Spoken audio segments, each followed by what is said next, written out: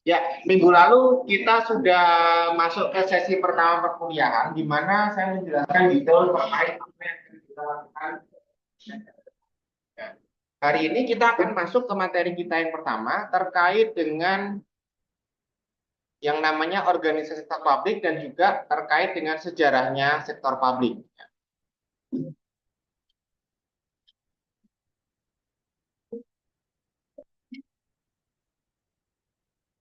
Berita baiknya adalah hari ini belum ada kuis. Minggu depan. Berita buruknya minggu depan ya. Sama aja ya sebetulnya ya.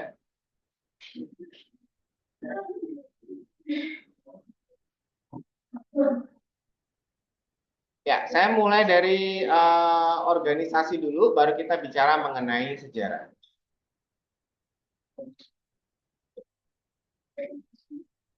Mudah-mudahan cukup terlihat ya. Ya, organisasi sektor publik atau OSP, sorry.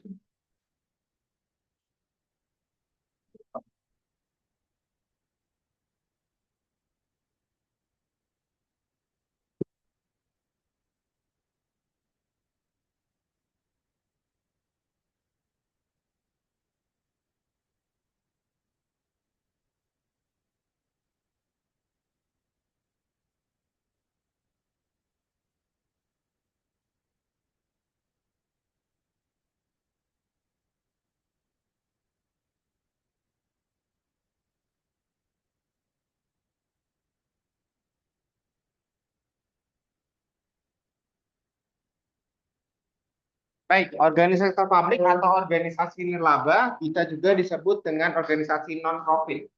Sebagai basicnya adalah organisasi ini tidak berfokus pada pencarian profit, seperti yang saya pernah jelaskan minggu kemarin. Lalu seperti apa konteksnya? Kita akan lihat di sini. Organisasi sektor publik atau OSP adalah sebuah entitas. Apa itu entitas? Ya, entitas adalah sebuah institusi atau bahasa kerennya adalah sebuah unit atau sebuah organisasi.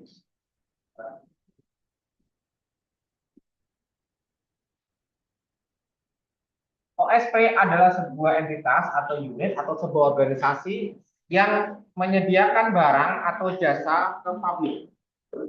Jasa atau barang, artinya ada komoditas, ada juga aspek pelayanan yang menyasar kepada masyarakat. Nah, di sini tujuan dari organisasi yang dibentuk adalah mensejahterakan masyarakat, bukan mencari keuntungan finansial. Jadi dia dengan karakteristik yang ada dua kemungkinan. Yang pertama dia adalah menyediakan barang dari publik, dan yang kedua dia digunakan untuk organisasi struktur sosial. Contohnya apa? Barang publik, air mana? Disediakan oleh siapa? Pemerintah.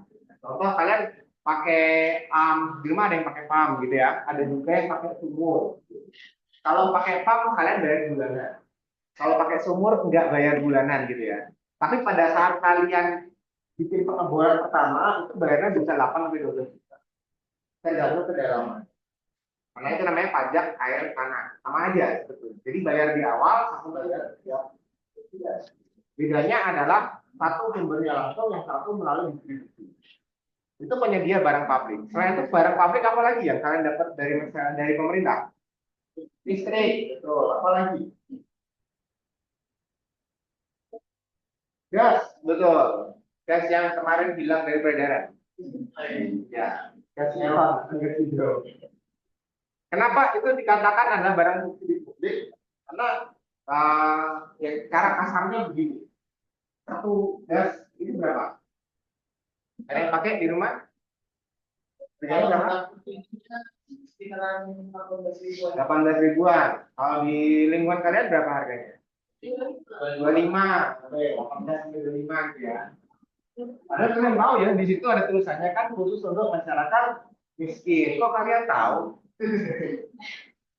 Berarti kalian masuk ke dalam kelompok itu bukan? Bukan, oke. Ya, ini ada harga sedikit. Ini isinya berapa? 3 kilo. Tahu yang isinya 12 kilo? Ya, yang biru boleh, yang pink boleh. Berapa harganya? 150. Oke. Ada yang beda? Saya di rumah pakai yang 105, yang dulu 157 rata-rata. Oke, yang kali 125. Ya, ini ukuran 12 kilo nya 4 kali lipatnya ya. Ini kalau 4 kali lipatnya kan harusnya 100. Kalau dari harga tertinggi. Kalau ini ukurannya 4 kali lipatnya kan 105. Berarti lebih mahal gitu ya. Atau 150 kan lebih mahal. Nah, yang lebih murah ini barang disubsidi oleh pemerintah. Oleh karena itu dia masuk sebagai penyedia barang.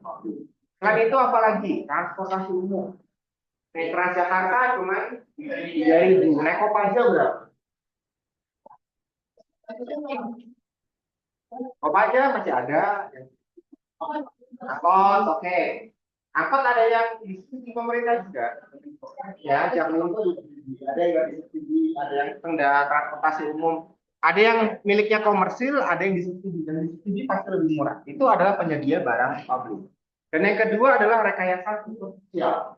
Ada taman yang kalian bisa datangi gratis. Nah, misalkan kalau di kota ada taman pintar, ada taman baca, ada perpustakaan daerah. Gitu ya. Kalau di Jakarta ada Air Petra yang kalian masuk gratis. Nah, dua kondisi ini dikelola oleh yang namanya organisasi atau publik. Jadi dia bertugasnya sesuai dengan fungsinya. Digunakan untuk kesejahteraan masyarakat, bukan digunakan. Sampai di sini konteksnya tahu ya. Ini akan kita pelajari ada organisasi yang modelnya seperti ini. Kemudian persamaan dan perbedaannya apa dengan yang komersil? Persamaannya dulu deh. Kita sama-sama bagian tidak terpisahkan dalam sistem perekonomian nasional. Jadi kalau di sini ada organisasi sektor publik, di sini katakanlah ada yang namanya organisasi sektor komersial. Sektor komersial punya yang namanya profit. Kalau profit berarti dia bayar pajak. Pajak larinya kepada negara, ya, pemerintah. OS itu menyediakan apa? Jalan, air, gitu ya. Kemudian dan seterusnya tadi yang kita sebutkan. Dan ini menjadi dikonsumsi juga oleh sektor komersil. Ini mereka selalu terkait. Jadi dua sektor ini itu pasti ada di seluruh negara. Pasti ada dimanapun negaranya. Tinggal pengelolaannya masing-masing. Sehingga dia tidak pernah terpisahkan dari sistem perekonomian. Kemudian yang kedua, persamaannya adalah sama-sama dengan keterbatasan sumber daya. Sumber daya apa yang dimaksud? Kalau di dalam sektor komersil ini adalah sumber daya alam. Batu bara terbatas, minyak bumi terbatas, gitu ya. Kalau di sektor publik, keterbatasan sumber daya yang kita alami apa? Sumber daya manusia. Buktinya apa? Minggu lalu saya sudah buktikan. Ada nggak yang mau jadi PNS? Nggak ada kan? Gitu kan? Itu salah satu contoh bahwa itu bukan profesi yang mudah. Yang kedua, mereka punya keterbatasan sumber daya lain nggak? Ada. Karena target pajak tidak 100% tercapai. Tahun lalu 76%, tahun sebelumnya cuma 67%. Tahun ini gitu ya, dengan banyak informasi efisiensi yang kalian lihat gitu kan, banyak juga yang demo ya. Jadi kalau upah buruh turun, cara menaikkannya gimana? Demo. Tapi upahnya dinaikin lagi gitu. Tapi demo bukan berarti terus upah naik gitu. Yang ada justru malah efisiensi yang ditingkatkan. Kemudian yang ketiga, pola manajemen keuangannya sama. Di sektor komersil kalian kenal laporan keuangan, laporan laba rugi. Di sektor laba atau sektor publik juga sama. Kita punya laporan keuangan pemerintah. Ya, kita punya anggaran juga sama kayak sektor komersil. Bedanya anggaran kita dikelola oleh negara. Ada APBN, kalau di daerah ada APBD, kalau di desa ada APBD desa. Jadi segala tingkat itu ada. Sama ya konteksnya. Kemudian yang terakhir, dalam beberapa hal memiliki output produk yang sama. Nah ini yang saya mau coba kita perbandingkan. Contoh output produknya apa? Pendidikan. Ada sekolah negeri, ada sekolah swasta. Sama kan? Yang satu dimiliki oleh pemerintah, yang satu dimiliki swasta. Makanya harganya beda. Harganya beda. Rumah sakit juga sama. Ada rumah sakit pemerintah, ada rumah sakit swasta. Jangan harap tarifnya sama ya.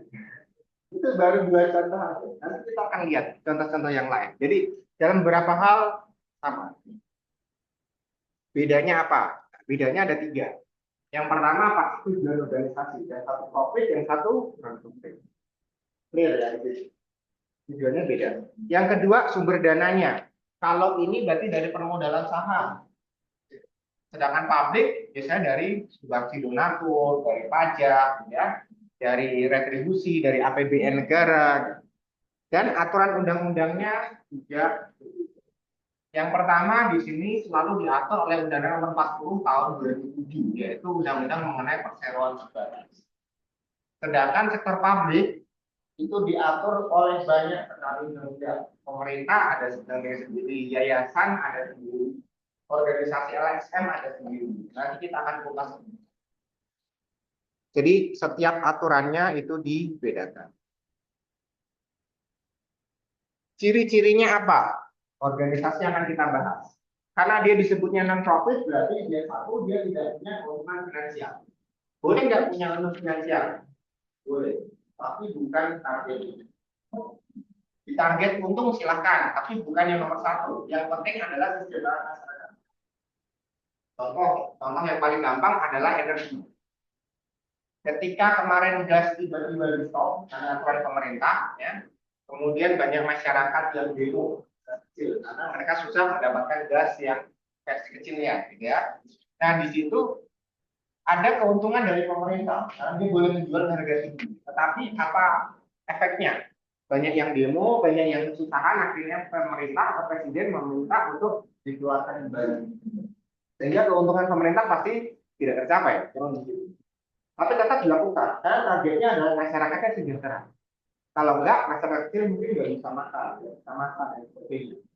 Pedagang mungkin nggak bisa jualan dan sebagainya. Jadi targetnya dia bukan masalah finansial, tapi mensejahterakan masyarakat. BBM, kenapa Pertalite dijual? Harga dasar minyak kita itu 14 ribuan atau 15 ribu. Pertalite masih 10 ribu. 4 ribunya masih disubsidi. Ada untung buat pemerintah? Tidak ada. Tapi kenapa bisa dipakai? Ya karena masyarakat masih butuh. Ya, bensin yang jenis Pertalite. Kemudian yang kedua, dia dimiliki secara kolektif oleh publik. Namanya organisasi sektor publik pasti dimiliki oleh. Salah satu yang paling ekstrim adalah Freeport. Freeport itu pun sudah bisa-bisa dia 51% itu masih dikuasai oleh. Artinya tetap mayoritas masih punyanya Indonesia. Ada aturan undang-undang.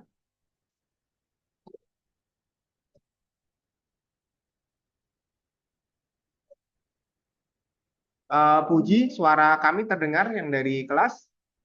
Terdengar, Pak. Oke, baik, terima kasih. Yang kedua dimiliki secara kolektif oleh publik. Jadi mau tidak mau pemerintah akan menguasai sebagian besar. Kalau di undang-undang kita adalah 50% plus 1. Tetap jadi yang lebih dominan. Jadi boleh 50% tapi lebih sedikit plus 1.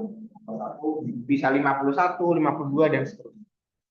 Yang ketiga adalah dia dimiliki bukan dalam bentuk saham. Jadi tidak boleh diperjualbelikan. Kecuali dalam beberapa kasus misalkan badan usaha milik negara atau yang lebih sering kalian kenal dengan nama BUMN. Nah dia memang ditarget harus punya profit untuk mensubsidi unit-unit yang lain. Jadi dia boleh dimiliki dalam bentuk saham. Tetapi tetap yang diperjualbelikan maksimal hanya 49%. Mayoritas tetap harus dikuasai oleh. Dan yang terakhir di sini adalah terkait dengan keputusan. Segala bentuk kebijakan, hasil dan sebagainya itu harus diambil secara konsensus atau pasti ada rapat.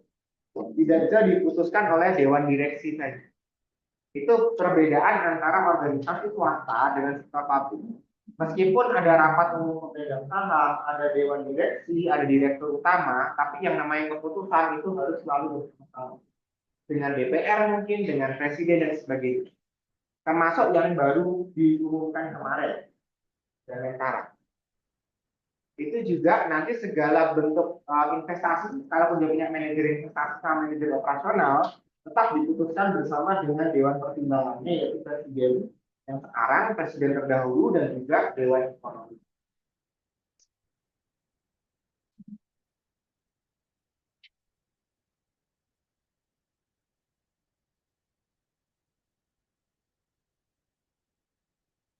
Nah, mari kita lihat sejarah atau perkembangan yang bisa kita temui dari sektor publik. Ada organisator publik dan ada pencatatan keuangan di sektor publik. Terbentuknya bagaimana? Yang pertama kali adalah terbentuk dari kegiatan atau kekuatan sosial masyarakat. Jadi kalau kita baca dari sejarah, ya, sektor publik pertama kali itu muncul justru dari zaman kerajaan. Lebih detailnya nanti di slide yang berikut. Dan itu munculnya karena ada masalah kapitalis. Ketika muncul sektor komersil atau semangat kapitalis yang ada, maka pemerintah harus membatasi kegiatan komersialitas tersebut sehingga tidak kita terjerumus ke dalam dunia bisnis 100%. Oleh karena itu ada munculnya revolusi industri itu apa namanya coba direm sedemikian rupa oleh pemerintah sehingga dia tidak menjadi sektor yang fully komersial. Itu di tahun-tahun terdahulu ya.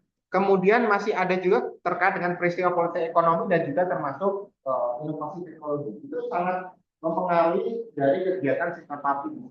Dimana kalau zaman dulu kita mungkin agak kesulitan ya melihat anggaran pemerintah itu berapa. Kemudian akses kita dapat subsidi berapa. Nah sekarang enggak dengan teknologi mungkin kartu Indonesia Pintar pun bisa diakses lewat website gitu ya, aplikasi. Bahkan BPJS pun nggak harus buat kartu lagi sekarang, bisa pakai apa namanya dia itu mobile. Itu satu kartu bisa dibuat apa. Kemudian kalau kita melihat dari era yang terdahulu itu dimulai dari yang namanya zamannya Mesir kuno. Dari zamannya Mesir kuno itu sudah ada sistem pajak.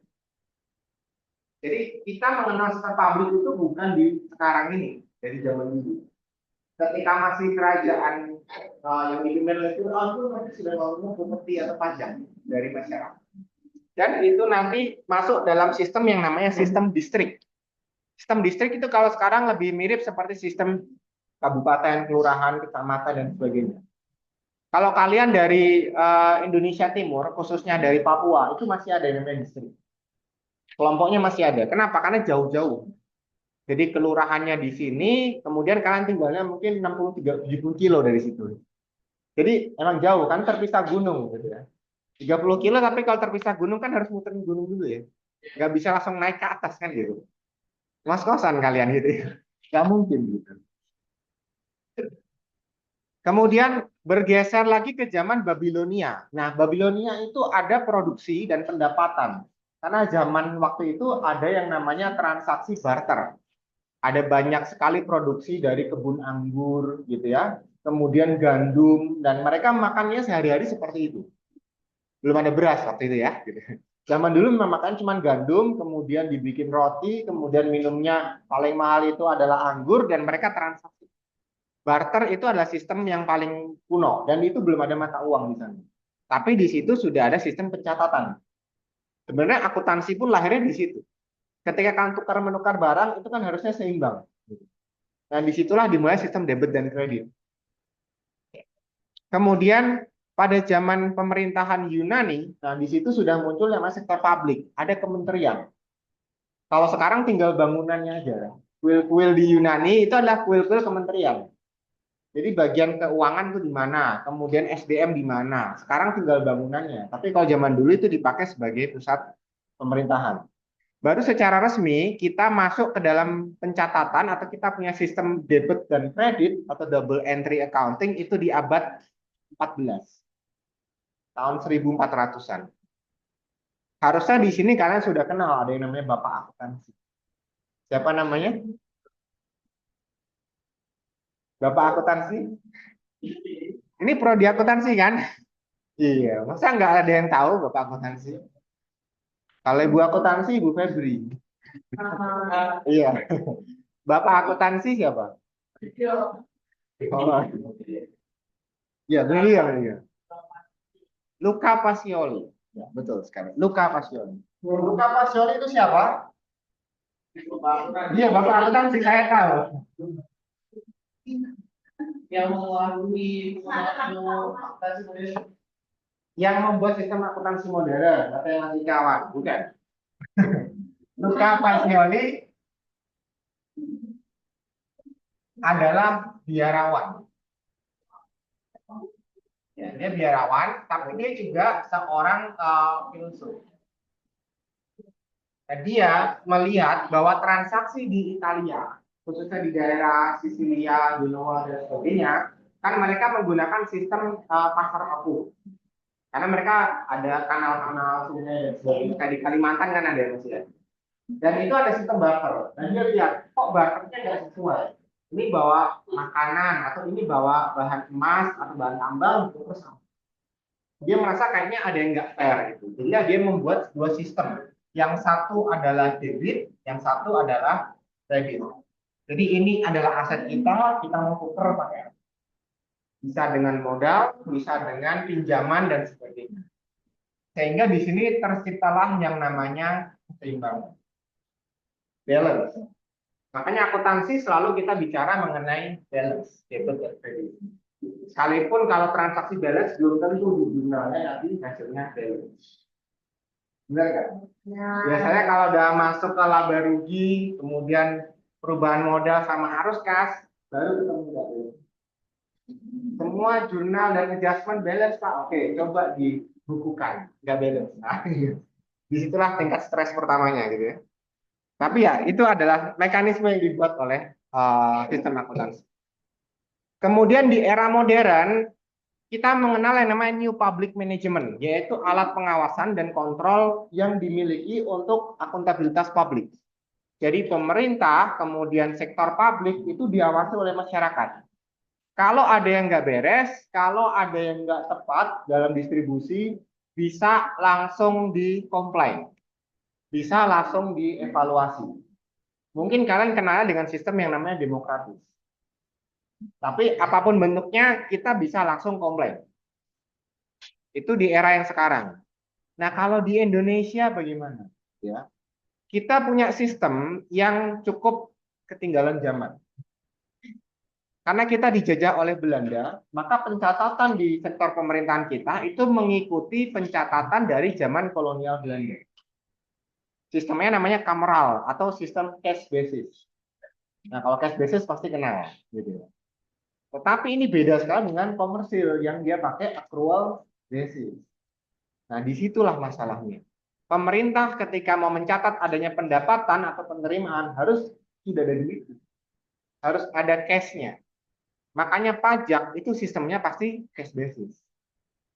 Di akuntansi kita bisa catat ada utang pajak gitu ya, tapi tetap bulan depan harus dibayar, kalau nggak kena sanksi dan denda. Jadi pemerintah masih mengandalkan fully in cash basis. Dan ini peninggalan Belanda.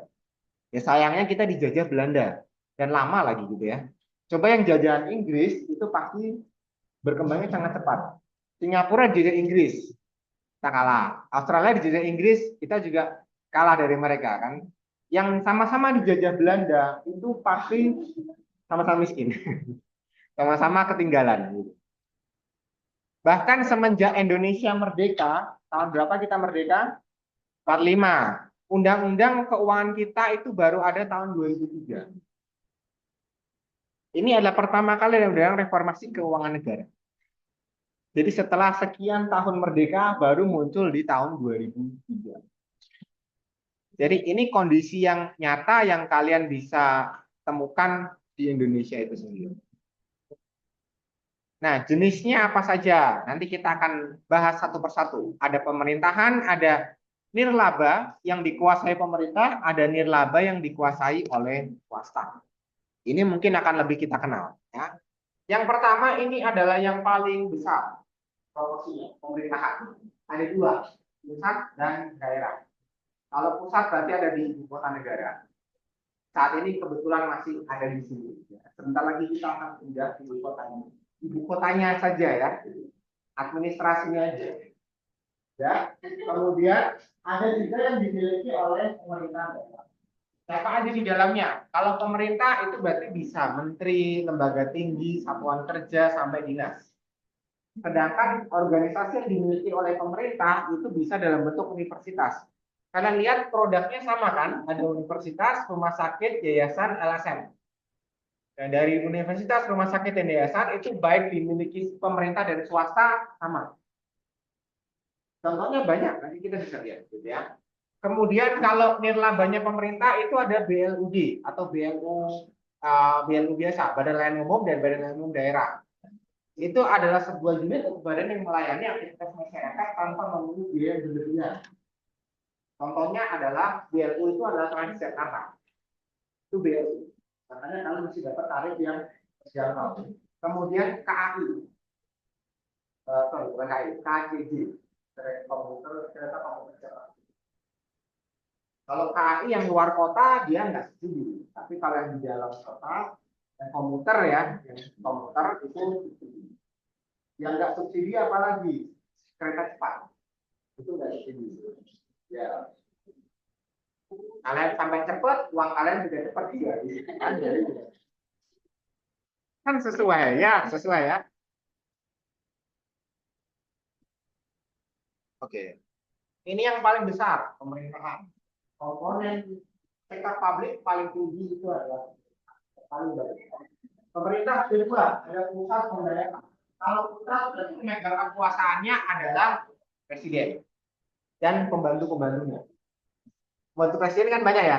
Ada menteri ya, kemudian pakai staf khusus kalau sekarang gitu ya. Ada lembaga tinggi negara misalkan DPR, MPR, kemudian Badan Pemeriksa Keuangan itu sebagai alat bantu kontrolnya, ada Otoritas Jasa Keuangan gitu ya. Khusus buat DPR itu punya beberapa hak yang boleh intervensi ke pemerintah.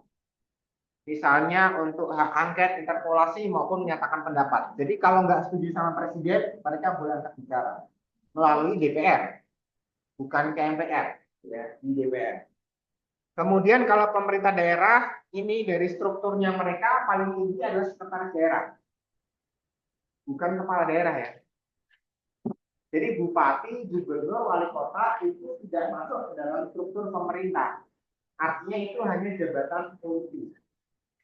Jadi misalnya nih kalian jadi bupati atau gubernur atau wali kota. Pada saat itu kalian jadi kepala daerah. Tapi kalau sudah selesai kalian jadi rakyat biasa. Karena itu adalah jabatan politis. Tapi kalau sekretaris daerah itu artinya dia PNS. Sampai dia selesai dia pegawai negeri. Kalau dia pensiun. Nah kalau dia mau jadi kepala daerah gimana? Ya harus ulangi. Jadi masyarakat biasa dulu baru jadi kepala pemerintah. Jadi ini sudah diatur. Yang ada di sini itu tidak boleh dalam struktur politis. Karena struktur politis itu bisa kapan nanti diganti. Contoh menteri aja baru 4 bulan sudah dari satu. Itu jabatan politis masalahnya, bukan pegawai negeri. Tapi kalau pegawai negeri tidak sampai dia. Nah ini pun dijaga sampai di level paling kecil, baik kecamatan, kelurahan dan sebagainya. Aturannya apa? Ada di Undang-Undang Nomor 23 tahun 2014. Itu sudah terangkum di sana. Itu jelas. Siapa yang boleh di situ, bahkan dengan usia berapa. Ini kalau kalian jadi kepala daerah atau wakil kepala daerah itu minimal usia 25. Nah itu. Kalau kepala daerah minimal 30. Kan kemarin sudah dirubah kan. Demi lolosnya generasi baru. Loh kan dirubah. Pada akhirnya kan memang lolos kan gitu. Kita bicara kenyataan loh ya, bukan berandai-andai. Ya, yang kedua adalah pendidikan tinggi. Aturannya ada di Undang-Undang Nomor 12 tahun 2012. Nomornya cakep ya. 12 gitu ya. Nah, pendidikan tinggi itu juga memiliki dua kategori. Baik yang dimiliki oleh pemerintah maupun swasta. Nah, kita bicara dulu mengenai bentuk-bentuknya ya. Ada akademi, ada politeknik, sekolah tinggi, institut, sama universitas. Paling rendah itu ada levelnya akademi. Akademi itu paling spesifik. Contoh akademi militer. Berarti di situ hanya yang mau sekolah militer. Akademi kebidanan, akademi keperawatan. Gak mungkin ada sekolah ekonomi di sana. Apalagi belajar akuntansi, nggak mungkin ke situ. Salah jurusan kalian gitu ya. Jadi akademi itu paling spesifik. Jenjangnya adalah sosial. Kemudian kalau yang berikutnya adalah politeknik. Politeknik itu mirip seperti akademi, dia spesifik, ya. Tapi sesuai namanya ada nama teknik. Berarti di situ adalah semua yang berbasis teknisi. Politeknik keuangan, politeknik mesin, politeknik sipil, gitu ya. Bahkan politeknik perkapalan itu juga ada. Jadi dia spesifik di bagian teknisi.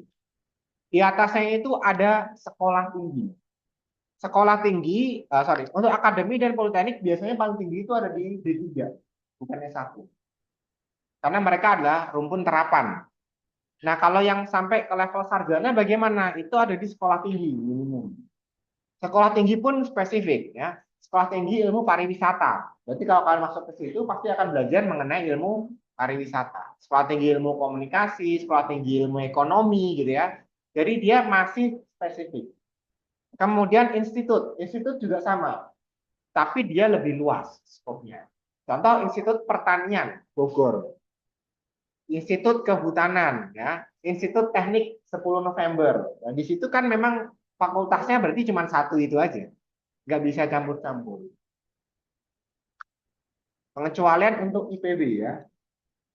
IPB itu sudah ada sekolah bisnis ya, makanya disebutnya Universitas IPB.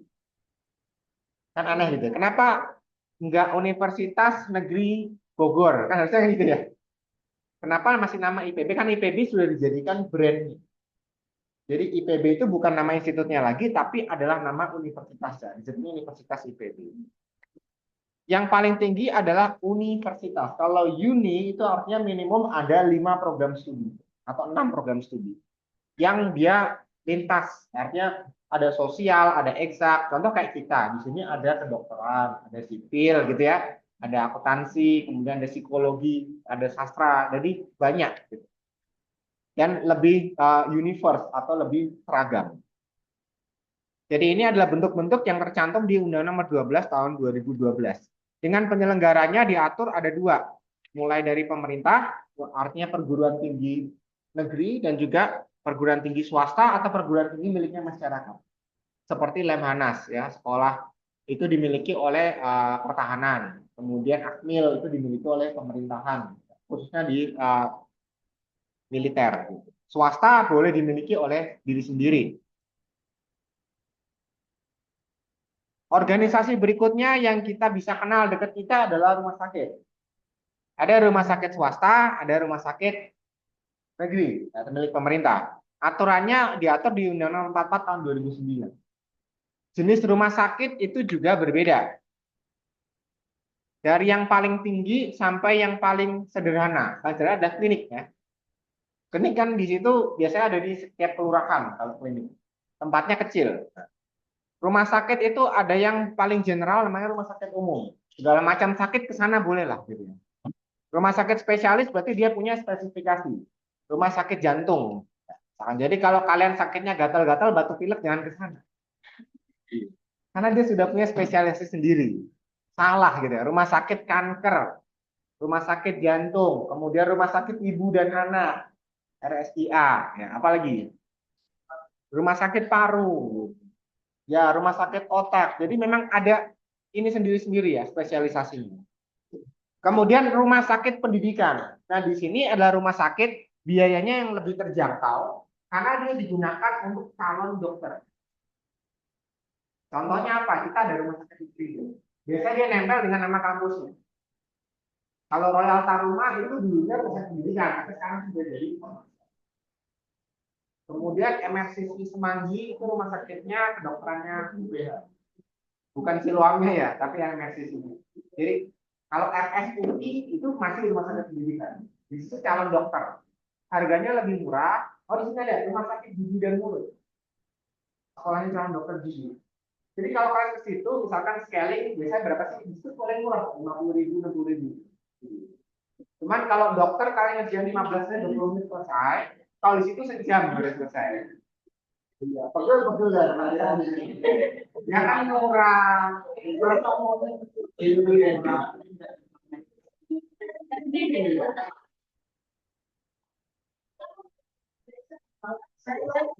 Loh, saya ngomong itu karena saya sudah merasakan gitu.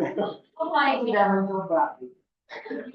Pada masanya itu kan saya harus tahu ini bedanya apa dulu. Oh, murah memang dia. Murah harganya setengah harga. Tapi ini calon dokter yang masih koas-koas gitu loh. Dan nanti kenapa lama? Karena dia periksa sama seniornya. Ini sudah bersih belum? Kalau belum, baik lagi dikerjain lagi.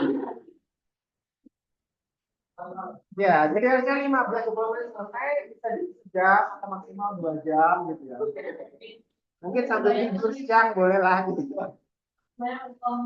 Tapi saya jamin harganya murah. Kalau masuk pendidikan pasti murah. Tapi kalau murah saya nggak jamin akan keselamatan. Iya dong. Sekarang kalian naik Kopaja atau naik angkutan umum yang murah mau selamat dari mana? Iya dong. Murahan nggak mungkin lah. Gitu. Ada harga sedikit ya. Yang berikutnya ada rumah sakit lembaga. Jadi rumah sakit ini itu lembaga. Itu rumah sakit RSPAD dimiliki oleh lembaga militer. Kemudian ada rumah sakit khusus. Ya biasanya pakai nama lembaganya, pakai nama yayasannya. Rumah sakit Husada misalnya, berarti dia punyanya lembaga Husada. Nah, kepemilikannya ada yang dimiliki pemerintah full, gitu ya. Ada yang namanya Badan Layanan Umum.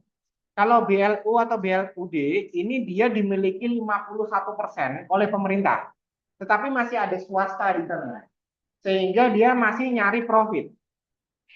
Contohnya kita ada sebagian besar yang BLU itu adalah oh ya RSCM ya. Dulu kan katanya rumah sakit cepat mati. Kalau dulu. Sekarang enggak ya gitu ya. Ya karena kalau ke situ kan pasiennya banyak banget tuh. Ngantrinya dari pagi sore baru dipindah ya. Lewat duluan gitu ya. Tergantung gitu. Rumah sakit harapan kita juga sama. Kenapa? Karena murah. Masih dapat subsidi dari pemerintah. BPJS bisa masuk kalau salah. Sehingga ya antrian itu mungkin jauh lebih banyak daripada rumah sakit swasta. Itu kita harus pahami. Memang kondisinya seperti itu. Nggak bisa kita apa ya? Kita nggak bisa minta bahwa harus cepat dan sebagainya nggak bisa. Karena emang antriannya cukup banyak. Ya karena murah tadi. Kemudian kalau daerah ada Hasan Sadikin Bandung, ada Karyadi Semarang, ada Sarjito. Ada rumah sakit swasta. Rumah sakit swasta tergantung dari si foundernya. Jadi kalau saya punya rumah sakit ya namanya rumah sakit Bali. Boleh dong, kan tergantung dari pemodal swasta. Gitu. Tapi tidak mungkin ada tarif BPJS. Pasti tarifnya tarif swasta.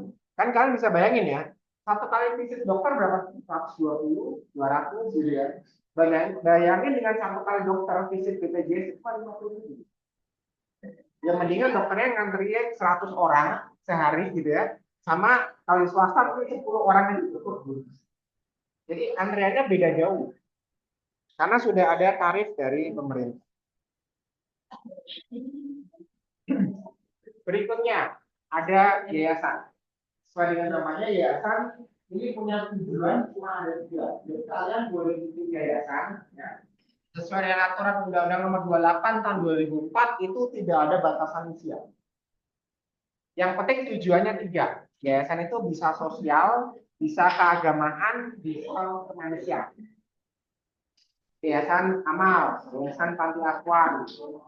Bahkan kalian bikin yayasan kanker, yayasan apa namanya, untuk anak-anak yang penderita sakit tertentu gitu ya, itu boleh aja. Biaya untuk bikin yayasan juga murah, cuma butuh modal 6 juta udah jadi. Modal awal yayasan gitu. Dan enaknya yayasan bebas pajak. Berapapun profitnya, selama dia diinvestasiin kembali, disimpan lagi, itu bebas dari pajak.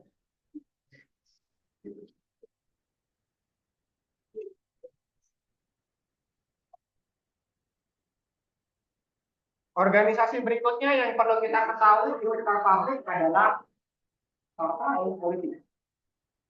Partai politik kita ini relatif masih baru, cuma di tahun 2011. Nah, mulai dari tahun 2011 ini, parpol itu sudah diatur cukup ketat. Sehingga kalau kalian perhatikan, saya nggak tahu kalian sudah berapa kali ikut pemilu, atau ikut pilkada, baru satu kali gitu ya. Jenis partai itu bisa berubah. Bisa berubah. Jadi mungkin 4 tahun yang lalu atau 5 tahun lalu ada partai A, nanti sekarang sudah mati. Kalian tidak bisa memenuhi standar dari itu. Kemudian bisa juga partai A dan partai B bergabung menjadi partai yang baru. Intinya mereka diatur supaya tidak ada kesenjangan di dalam pengelolaan. Oke, itu terkait dengan uh, organisasi sektor publiknya. Adakah yang mau ditanyakan dulu sebelum saya bergeser ke topik yang berikutnya mengenai Saya Pak. OSP, organisasinya. Tadi ada banyak contoh ya dari pemerintah, kemudian yayasan, pendidikan tinggi. Ya. Harapan saya dengan itu di awal, kalian sudah menentukan target untuk proyek kalian. Makanya saya sebutin semua di awal, termasuk parpol. Misalkan di DP rumah kalian ada DPD, ada pimpinan daerah. Mungkin orang tua kalian jadi anggota parpol kan boleh-boleh. Partai politik gitu ya, bisa aja. Atau di kelurahan, di kecamatan kan ada semua. Atau klinik juga silakan. Kan saya sebutin yang paling rendah apa? Klinik. Jadi itu bisa jadi target. Cukup banyak. Nggak usah targetnya tinggi. Targetnya yang kalian achievable aja. Yang bisa di sana. Ada yang mau ditanyakan dulu? Oke. Ya, bisa. Bisa. Belum ada. Kalau di gereja belum ada. Ya, nanti kita data di terakhir ya. Oke. Ya, Puji, ada yang mau ditanyakan? Eh, saya Pak, saya mau bertanya, untuk nirlaba itu apa ya Pak? Kebetulan saya juga baru pertama ini belajar tentang akuntansi sektor publik Pak. Oke, baik. Saya ulas kembali sedikit ya. Baik. Tadi pertanyaan mengenai nirlaba ya. Ya betul Pak. Nirlaba itu adalah organisasi. Nirlaba itu artinya nir itu artinya bukan. Artinya dia tidak mencari laba. Jadi sebuah entitas atau sebuah organisasi atau unit bisnis yang dia tujuannya mencari kesejahteraan. Jadi dia boleh mendapatkan laba, tetapi bukan target yang utama. Ini di sini dijelaskan bahwa entitas ekonomi atau organisasi publik itu bertujuan utama menyediakan barang atau jasa publik dengan target ini, kesejahteraan masyarakat, tetapi tidak mencari keuntungan finansial. Jadi ini dikatakan nirlaba. Sampai di sini jelas ya? Oh iya, baik Pak. Terima kasih, jelas sekali. Baik, ada lagi sebelum saya bergeser ke sejarah? Ada yang mau ditanyakan lagi? Kalau untuk yang pembagian tugas nanti terakhir ya. Saya lanjutkan sedikit terkait dengan sejarah. Sejarah dari sektor publik. Kemunculan sektor publik itu sebenarnya terjadi di tahun 3000 sebelum Masehi. Sebelum Masehi. Jadi apa ya? Kalau kita bicara tahun itu masih sangat jauh sekali dengan akuntansi yang muncul pada abad ke-14 ya. 14 itu ada 14 setelah Masehi kan. Ini masih 3 abad sebelum Masehi gitu.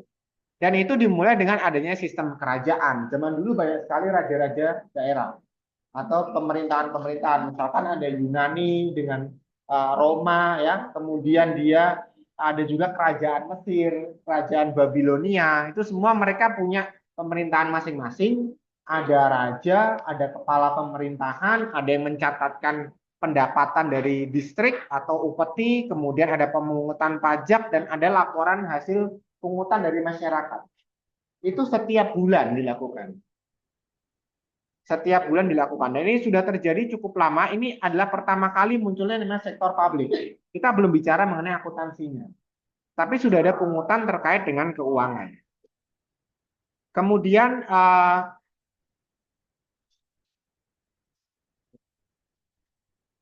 bergeser di tahun 1000 sampai 800 sebelum Masehi, itu muncul yang namanya negara kota atau polis yang ada di Athena dan Sparta. Tadi saya sempat bilang bahwa saat ini yang masih tersisa tinggal bangunannya aja. Kalau kalian ke Yunani. Tapi dulu bangunan ini isinya adalah kantor pemerintahan. Kantor pemerintahan. Dan di sini ada menteri yang bertugas, kemudian ada orang yang bertugas mencatat penerimaan dari masyarakat, gitu ya. Disebutnya polis kalau dulu. Kalau sekarang polis kan kaitannya dengan asuransi gitu ya. Tapi kalau zaman dulu enggak, polis itu adalah negara kota. Jadi dia kota tapi punya kekuasaan otonom. Jadi kalau kita kayak seperti daerah, pemerintah daerah. Nah, di sini sudah ada pencatatan pajak. Masyarakat yang bertanam, yang berkebun, yang punya hasil dan sebagainya itu harus bayar pajak kepada pemerintahnya. Itu harus gitu. Supaya mereka dijamin dengan apa? Dengan keamanan. Jadi mereka punya tentara untuk menjaga supaya tidak ada penjarahan, tidak ada yang meminta dia gitu ya. Tapi dia harus kasih upeti kepada pemerintahannya. Gitu. Sistemnya seperti itu kalau zaman dulu. Kemudian bergeser di setelah Masehi, abad ke-1 sampai abad yang kelima. Dan paling banyak transaksi itu ada di kerajaan Romawi. Di Romawi, di situ sudah ada perdagangan. Ada perdagangan sampai dia muncullah beberapa biarawan atau gereja-gereja di sana. Ya. Karena agama yang muncul pertama kali adalah agama Ortodoks. Ya dia mirip seperti Kristen Katolik tapi dia agamanya ortodoks. Bahkan kalau kalian cek di seluruh dunia gitu ya, uh, mengenai teks moral atau etika perpajakan, ya, yang paling tinggi itu adalah agama ortodoks. Jadi mereka setiap punya penghasilan itu selalu memberikan persembahan kepada tempat ibadahnya. Bisa kalau dulu namanya bisa disebutnya sinagog gitu ya, atau bisa kuil macam-macam lah. Intinya dia muncul adanya gereja dan administrasi gereja. Nah di sini sudah ada pencatatan kolektor. Ada persembahan tuh di sini. Mana yang mencatatkan banyak sedikit, bahkan di Alkitab pun dicatat kan. Ada yang kasih uang 2 peser aja tercatat di Alkitab. Kenapa? Zaman dulu rapi banget. Gak tahu kalau zaman sekarang di gereja kalian. Kan udah pakai QRIS semua. Ya kan? Kan bisa tuh. Hari Minggu ini berapa yang masuk? Bisa. Tapi kalau zaman dulu bisa dibayangkan gitu. Sistemnya kayak gimana? Nah, dengan adanya administrasi gereja, disitulah muncul keresahan dari para biarawan atau para pendetanya. Salah satunya adalah Luca Pacioli, yang kalian sebut sebagai bapak akuntansi tadi. Dan dia belajar ilmu-ilmu filsafat. Zaman dulu belum ada matematik. Di situ dia merumuskan bahwa harus ada keseimbangan. Itu pun berdasarkan prinsip-prinsip dasar keagamaan. Awalnya di situ. Kemudian bergeser ke abad 15. Abad 15 itu ada satu revolusi yang paling bersejarah. Namanya revolusi industri. Munculnya mesin uap pertama kali oleh James Watt. Nah, di situ mulai muncul produktivitas kerja. Beberapa kegiatan produksi yang tadinya pakai tangan digantikan oleh mesin. Sekarang pun masih terjadi ya. Beberapa mesin pun sudah mulai menguasai pekerjaan manusia, khususnya yang bisa dengan AI. Dan itu terus berjalan sampai sekarang. Nah, pada saat abad ke-15 ini sudah muncul pencatatan harga jual dan ada metode pasar. Kenapa munculnya metode pasar? Karena sudah ada pembanding antara pekerjaan manusia dengan pekerjaan mesin. Dulu kirim barang pakai kuda, berapa hari baru nyampe gitu ya. Pakai ketemu mobil, ketemu kendaraan, ketemu kapal dan sebagainya lebih cepat. Kemudian abad ke-18 masuklah ke masalah agraria, pertanian mulai booming. Tahun 1800-an. Nah, dulu memang belum ada industrialisasi. Dulu masih yang paling utama adalah pertanian. Bahkan sampai presiden kita yang kedua, Pak Soeharto, itu pun juga masih ekonomi pertanian paling banyak. Kita mulai berubah kan semenjak tahun 2000-an, mulai masuk industrialisasi. Nah, di sini sudah ada akuntansi biaya. Di mana pelajaran itu sebenarnya masih ada di kalian sampai sekarang, akuntansi biaya. Untuk mencatat berapa fixed cost, variable cost, dan sebagainya. Itu awalnya dari abad ini. Jadi pelajaran akuntansi yang pertama kali muncul itu sebenarnya adalah sektor publik, kemudian akuntansi biaya, dan yang paling muda itu adalah audit. Audit itu munculnya tahun 1980 ketika komputer pertama kali keluar. Di situ memudahkan transaksi-transaksi terkait dengan pemeriksaan. Sampai di tahun 1900-an atau abad ke-19 di sini muncul yang namanya praktek audit.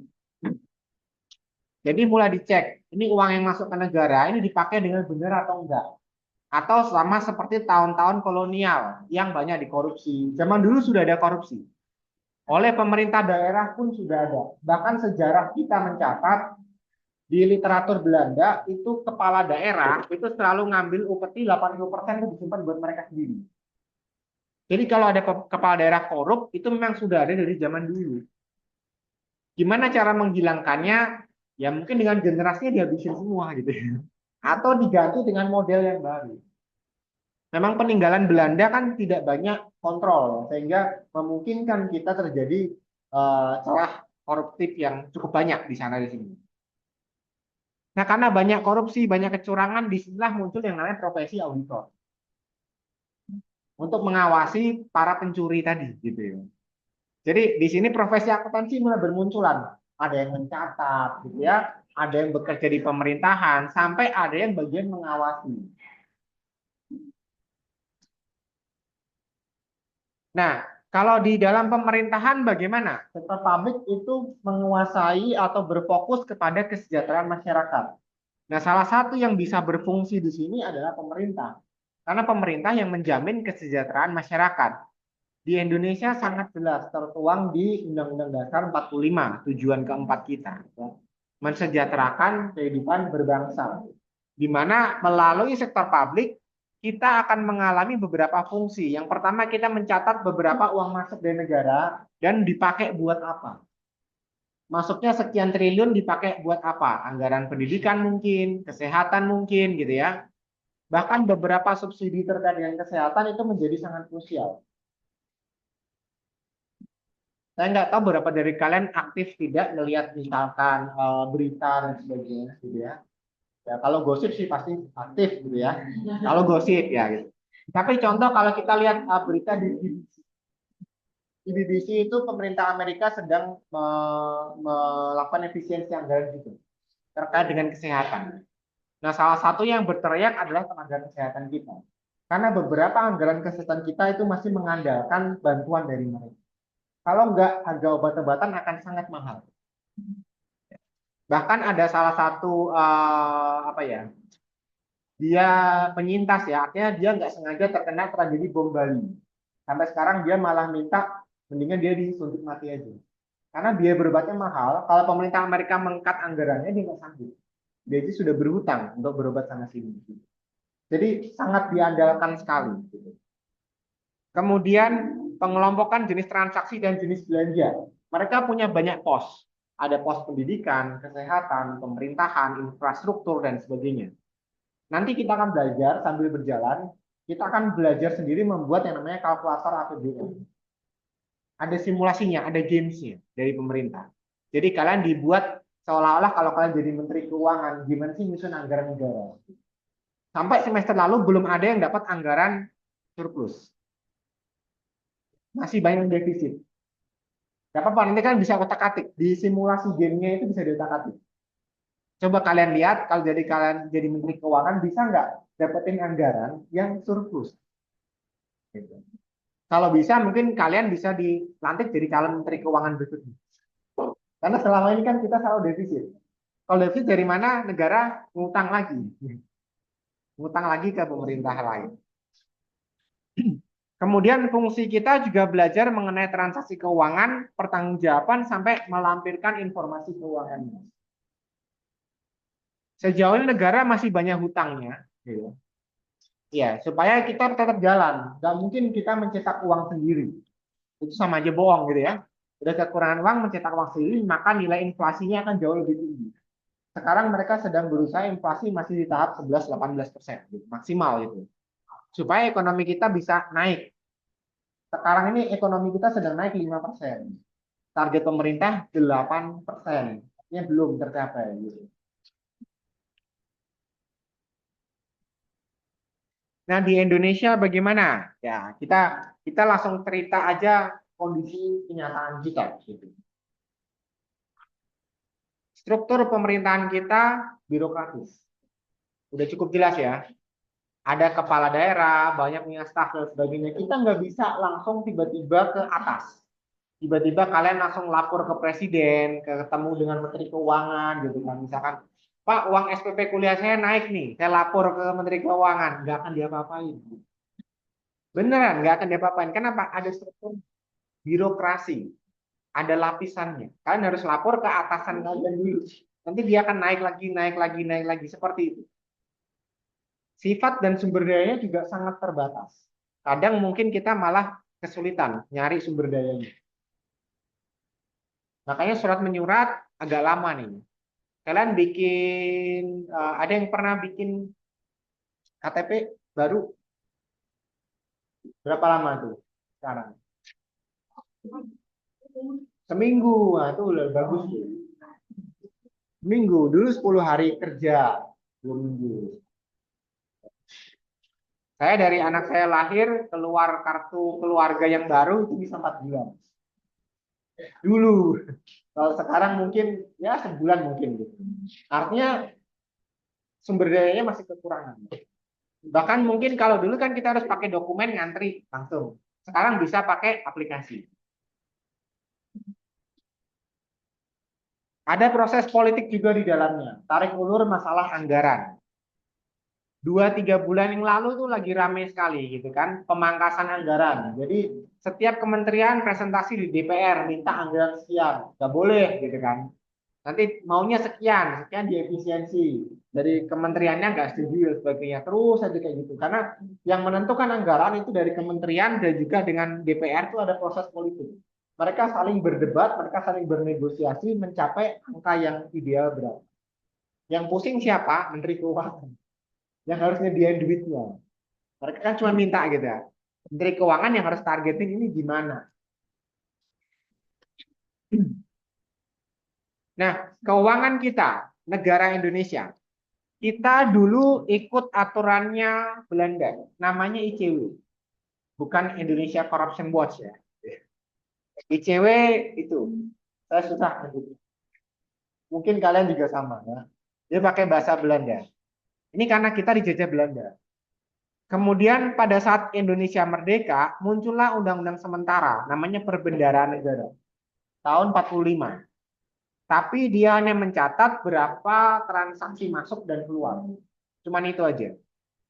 Sampai tahun 69 itu muncul namanya perusahaan negara. Perusahaan negara. Yang dimulai dengan badan usaha milik negara atau BUMN. Tapi kalau perbendaharaan negara, di sini sudah ada sistem perbankan ya. Makanya bank yang pertama kali muncul adalah BNI 46.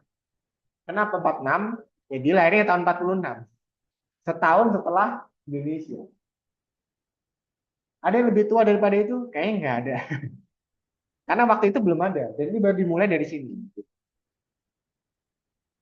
Kemudian di era yang baru itu muncul Undang-Undang Keuangan Negara yang tadi disebutkan Undang-Undang Nomor 17 tahun 2003. Itu baru era yang pertama. Artinya dari tahun 45 sampai 2003 di situ ada vakum. Nggak ngapa-ngapain. Saya nggak tahu pemerintah tuh ngapain aja di situ gitu ya. Sampai masa reformasi itu baru muncul Undang-Undang Keuangan Negara. Ini pun yang mengeluarkan adalah orang teknik, Pak Habibie. Pak Habibie kan insinyur kan gitu, orang teknik. Karena dia tahu bahwa harus ada perhitungan yang detail. Orang teknik kan harus seperti itu. Kemudian tahun 2004 muncullah namanya Undang-Undang Otonomi Daerah. Jadi kalau dari sejarahnya tahun 2004 itu adalah pertama kali ada pilkada, pemilihan kepala daerah. Kalau dulu yang namanya gubernur, wali kota itu ditunjuk oleh presiden. Jadi presiden maunya ini kamu jadi kepala daerah di sini ya, itu langsung kalian jadi. Nggak usah pakai pemilu kayak sekarang. Itu sebelum tahun 2004. Nah setelah tahun 2004 ada pilkada pertama kali. Jadi yang mau jadi kepala daerah dipilih oleh masyarakatnya sendiri. Makanya kan harus baik-baik sama daerah pilihannya, dapilnya. Disitulah muncul yang namanya politik kepala daerah sekarang. Jadi kalau kalian mau jadi pemerintah di mana ya kalian harus turun ke situ. Nggak lagi ditunjuk dari atasan. Lalu tahun 2005-2006 di sini muncul yang pertama kali Badan Layanan Umum dan Badan Layanan Umum Daerah. Munculnya PDAM, Perusahaan Daerah Air Minum, kemudian PLN itu di sini pertama kali. Dan sudah ada standar akuntansi pemerintahan atau SAP. Kalau di keuangan kita bicara mengenai SAK, standar akuntansi keuangan di perusahaan. Kalau di pemerintah ada aturannya, standar akuntansi pemerintah. Dan itu terjadi pertama kali di tahun 2010 sampai 2019. Saat ini kita sudah pakai aturan yang terbaru, yang per 2020 itu sudah ada namanya PSAP terbaru per 2020. Nah, prinsip yang dijaga oleh pemerintah adalah adanya akuntabilitas. Jadi, setiap anggaran pemerintah itu harus ditampilkan. Kalian boleh cek di setiap website kementerian, bahkan pemerintah daerah, itu pasti ada laporan keuangan. Cek aja. Ada laporan integritas. Berapa banyak bantuan yang sudah turun ke masyarakat, berapa banyak dana bergilir, tiba. Kemudian kalau ada kegiatan harus ada fotonya. Nah, itu mereka sudah punya website. Kalau yang nggak ada, silakan laporkan. Ada portalnya. Jadi kalau pemerintah daerah nggak transparan, itu kalian boleh lapor. Selama KTP kalian di situ ya. Kan kalian KTP-nya Jakarta misalnya gitu. Lapornya ini di Bali ini nggak transparan ya nggak bisa. Sesuai KTP-nya dong lapornya. KTP Jakarta lapor, kalau Jakarta nggak transparan ngomong. Pasti didengerin. Kemudian ada prinsip keterbukaan, ada pemberdayaan dan juga pasti diperiksa. Keuangan itu pasti diperiksa. Bahkan Jakarta itu paling banyak kecurangannya. Dalam setahun bisa 360 temuan. Artinya titik-titik celah-celah yang dirasa kurang efektif. Nah, ini adalah yang terbaru. Yang terbaru tapi tahunnya sudah 10 tahun yang lalu. Karena belum ada lagi perkembangan terbaru. Ada yang namanya akuntansi desa. Jadi di desa butuh akuntan juga. Dan sejak kapan ada akuntan di desa, ini memang programnya pada saat Pak Jokowi pertama kali naik jadi presiden. Dia pengen ada transparansi, nggak cuma sampai di kepala daerah saja, tapi justru sampai yang level paling bawah, yaitu desa. Kepala desa dikasih anggaran 1 miliar. Pada saat itu sudah diinformasikan kalau Jokowi terpilih, maka satu desa 1 miliar. Mau dipakai apa aja terserah. Pokoknya buat desa ya, bukan buat kepala desa. Buat desanya. Bikin sekolah di desa, bikin misalkan lapangan bola di desa, gitu ya. Bikin contoh kayak kita UNIDA punya desa binaan, daerah Tanjung Kait sana, di situ ada pantai, namanya pantai apa ya? Kalau pantai Pasir Putih namanya Madato atau Cakung. Itu kalian masuk ke sana itu nggak boleh dikelola. Bahkan dari desa kita pakai pengelolaan gitu. Bikin misalkan tempat untuk ikan bakar. Jadi ketika ada orang ke sana, dia bisa duduk, santai, makan dan sebagainya. Dan itu gratis. Bikin sekolah gratis di sana. Tapi dana 1 miliar itu pun udah habis. Paling 600 juta. Habisnya masih sisa. Kalau sisa gimana? Balikin lagi ke pemerintah. Kalau kurang gimana? Minta lagi. Jadi satu desa itu bisa kurang, bisa lebih. Nah yang kurang itu bisa dibalikin nanti dibuat support desa yang. Nah ini paling terakhir. Undang-undang desa kita itu sudah mengatur siapa saja sih masyarakat desa, siapa itu perangkat desa, pemerintah pusat dan daerah itu tujuannya apa, tanggung jawabnya apa. Bahkan perangkat desa di sini sudah digaji. Perangkat desa sudah digaji. Jadi kalau kalian jadi kepala desa itu sudah ada gajinya. Ada gajinya dari pemerintah. Saya nggak tahu berapa. Kalau RT, RW itu sekitar 300 atau 600 bulan. Nggak ada umurnya. Kalian jadi kepala RT juga boleh.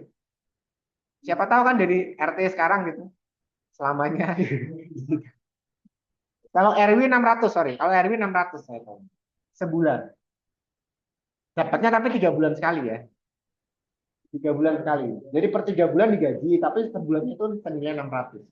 Jadi per 3 bulan dapat 1,8, 1,8 gitu. Ya kan lumayan ya, sama pemerintah 2 bulan dibungain dulu. 3 bulan, bulan ketiganya baru dikasih ke RW dan RT. Tetapi dengan uang 1 miliar itu, mereka harus menyediakan ini. Dikasih duitnya 1 M per desa ke Indonesia, tapi harus balikin dalam bentuk ini. Kasih anggarannya. 1 M itu buat apa aja? Bikin apa aja boleh, beli apa aja boleh. Yang penting harganya masuk akal ya. Ya beli satu komputer satu unitnya misalkan 50 juta kan nggak mungkin gitu. Paling 5 juta, 10 juta. Gitu. Misalnya untuk SD negeri tertentu pemerintah desa kasih fasilitas. Atau dia bayar beli tanah untuk bikin balai desa atau balai warga. Pokoknya uang 1 miliar itu ada anggarannya itu mau dibuat ngapain? 17-an misalkan ada lomba-lomba ya bisa berapa 30-40 juta masih oke. Nah mungkin ratusan juta dong gitu ya. Hadiahnya apa masa 17-an hadiahnya mobil kan nggak mungkin gitu ya. Brosur mobil masih mungkin. Tapi kalau mobil enggak lah. Jadi yang pasti dikasih uang harus dikasih transparansi. Ada anggaran, ada buku kasnya. Buku kas ya, uang masuk, uang keluar. Kemudian ada buku pajak, ada transaksi pembelian yang ada PPN-nya, harus ada PPh-nya. Terima gaji dari staf-staf desa itu ada PPh-nya. Siapa yang bisa cek itu kalau bukan akuntan? Ya kalian-kalian. Jadi pulang ke desa itu bukan sebuah kemunduran.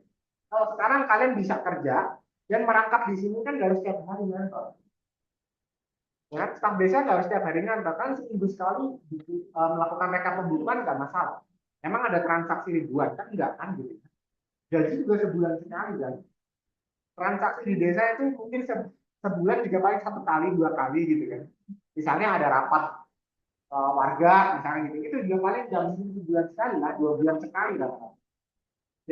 Jadi akuntan di sini kayak sampingan aja, tapi sudah dibiayai oleh dana desa. Ada buku pajak, ada buku bank yang ngurusin keuangan, dan juga ada bikin laporan realisasi anggaran. Siapa lagi yang bisa bikin laporan ini kalau bukan orang yang belajar akuntansi? Jadi ini adalah satu peluang baru yang kalian bisa tangkap nantinya. Jadi jangan berkecil hati, sekalipun Pak habis ini orang tua saya, misalkan lulus kuliah, pengennya saya pulang kampung. Ya nggak apa-apa, cari kerja di sana, tangkaplah di sini. Kalau perlu jadi ketua RT juga nggak apa-apa, gitu ya. Ini lumayan bedanya 1 miliar. Jadi kalau ditanya gitu kan, punya aset berapa? 1 miliar. Ditanya sama calon mertua gitu kan, asetnya berapa? 1 miliar. Desa maksudnya. Kan kepala desa. Yang pasti kan pasti dia jadi orang terpandang. Jadi semua sudah difasilitasi oleh pemerintah, bahkan sekarang anggarannya berencana akan ditambah. Berencana akan, tapi kalau nggak ditambah tetap 1 miliar kan tetap bisa dong. Jadi ini adalah yang sudah tercantum semenjak 10 tahun yang lalu.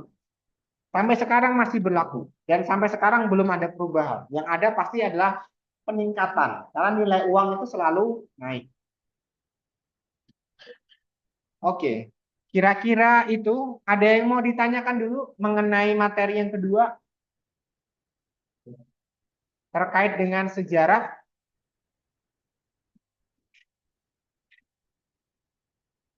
Ada? Tidak ada? Ya.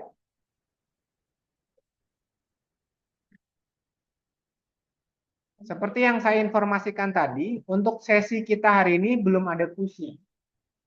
Minggu depan yang ada. Jadi dari link yang ada silahkan nanti kalau mau dievaluasi kembali atau mau dilihat kembali, nanti juga ada rekamannya, nanti juga akan saya naikkan ke sini. Kalau mungkin mau dibuat sebagai informasi tambahan untuk belajar ulang.